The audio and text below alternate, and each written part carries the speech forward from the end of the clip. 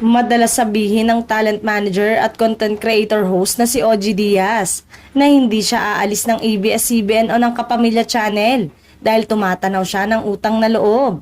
Kaya laking gulat ng netizen nang magpatawag ang TV5 para sa media ko ng bagong programa ni OG na Quizmosa kasama sina Jegs Chinel o mas kilala bilang Tita Jegs sa online show nilang Showbiz Update at Ton Soriano. Tiyak na may magandang dahilan si OG kung bakit niya ito tinanggap na sa tingin ay hindi naman ito kalaban ng ABS-CBN o sa Kapamilya Channel at wala namang kaparehong programang ganito na base sa kwento ng host ay game show ito na habang nagmamarite sila ay may pag-games. At totoo nga, heto ang post ni OG sa kanyang Facebook account na nagpasintabi siya kay Miss Cory.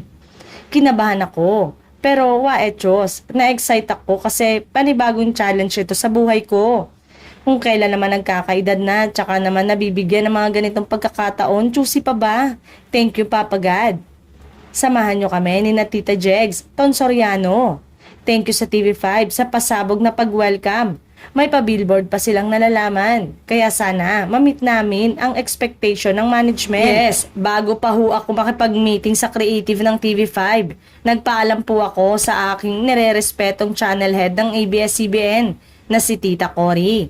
At nakakuha naman tayo ng basbas. Kaya thank you, Tita Cory, I love you. Game ng tsumika. Basta tama ang sagot at impormasyon nyo, mga kapitbahay kong Quizmosa. Malaki ang chance mong mag-uwi ng cash prize. Ayun, pawang mga taga-dos naman pala ang makakasama ni OG kaya niya umano tinanggap ang offer.